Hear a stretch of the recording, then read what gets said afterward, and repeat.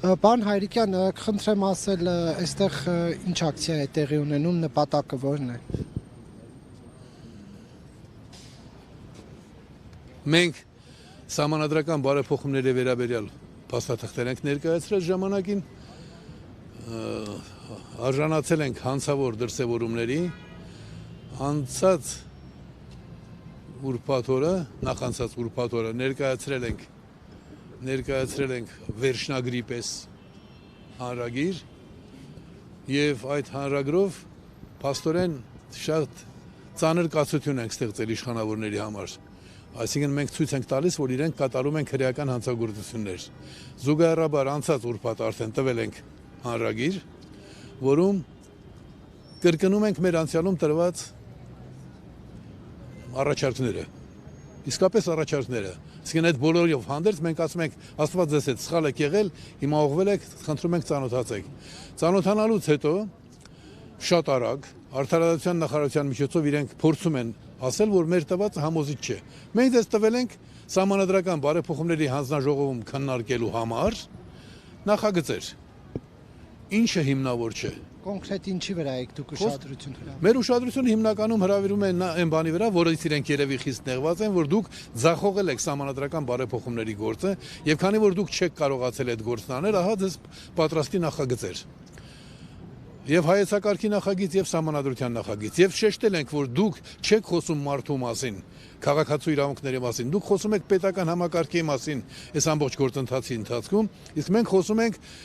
մարդու իրավունքները ընդլայնելու եւ քաղաքացուն երկրի տերը դարձնելու առարկայական հնարավորության մասին։ Դա կոչվում է բացարձակ ժողովրդավարություն, բժեմ հենց դա է նշանակում, որը ավելի քան 10 տարի է շրջանառության մեջ է, չունենալով որևէ այլ ընտրանք եւ չքննարկելով միակ այլ ընտրանքը, խոսքը միայն քննարկման մասին է, դեռ չեմ խոսում ընդունելու մասին։ Իրենք ցույց են տալիս, որ ունեն հետին նկատառումներ։ Երբ իրենց ասում ենք ձեռքներդ հեռու սահմանադրությունից, դրա հիմքում նույն գաղափարն է ընկած, որ դուք պարզվեց այս 5 տարին բավական է, նույնիսկ 6 տարի ձախողված եք։ Այս հարցով զբաղվելու ընթացքում մենք տեսանք, որ մեր հանրությունը բավական լրջորեն բազմաթիվ այլ իրավախախտումների մասին է խոսում, նույն մտահոգությամբ, նույնիսկ այդպես պահանջատիրությամբ։ Եվ որոշեցինք համախմբել նախնական փուլում համախմբել ծրագրով,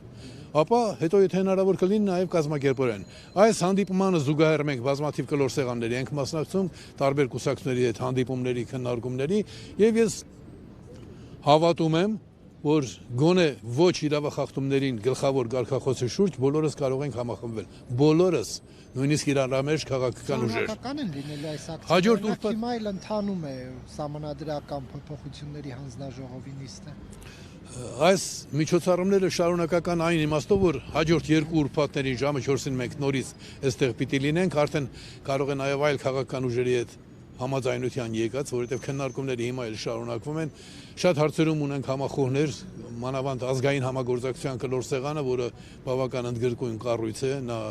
բավական լուրջ է տրամադրված 16 քաղաքական ուժեր տարբեր ժամանակներում մեր սահմանադրության նախագծին այո են ասել, այնպես որ սա կլինի շարունակական, բայց ոչ այնպես որ ամեն օր ինչ որ քայլ պիտի արվի, ամեն օր քննարկումներ։ Երկու ուրբաթ եկաք, հետո ինչ։ Երկու ուրբաթ եկանք, հետո ամսի 18-ին լինում է մեր այս գործողությունների ամփոփումը։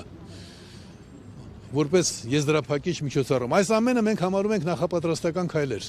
նախապատրաստական գործողություններ առաջիկա փետրվարի 18-ի ավանդական արդեն հանրահավաքի համար։ Դուք երևի հիշում եք, որ 88 թվականի զարթոնքը նույնպես սկսվեց փետրվարի 18-ին։ Դա ես պատահական չեմ այդ օրը ընտրել։ Եվ պարոն Հայրիկյան, քանի որ առիթեղավ հանդիպեցինք, սոցցանցերում ձեր տարածած տեսանյութն է քննարկվում ձեր տան վաճառքի, տարածքի վաճառքի հետ կապված, ինչու եք վաճառքի հանել։ Դա նույնպես կապված է իրավախախտումների հետ, երբ մենք խոսում ենք քաղաքական հարցերի զուգահեռ, նաև սոցիալական հարցերի մասին, Հայաստանի իշխանությունները իրենց պահում են ոչ որպես սոցիալական պետության ներկայացուցիչներ։ Նախնական փուլում ես նամակներ եմ գրել բավական լուրջ հիմնավորումներով, օրինակ այն, որ դու սահմանադրության մեջ նշված է, որ չի կարող որևէ նոր օրենք հետադարձ ուժ ունենալ։ Այսինքն, եթե մարդը գնել է ինչ-որ բան, ինչ-որ գնով, եւ դու հիմա այդ հին գնի նկատմամբ փոփոխություն ես կատարում, Դա հակասում է սահմանադրության, այլ բան, եթե ես այսօր այդ հին ապրանքը վերավաճառում եմ, նա արդեն այլ գին ունի եւ նրա նկատմամբ կարող եմ որոշակի գործել։ Իմ խնդիրը չի ուզենա իմ անձնական խնդիրը այստեղ, ես դրա համար խոսեցի հենց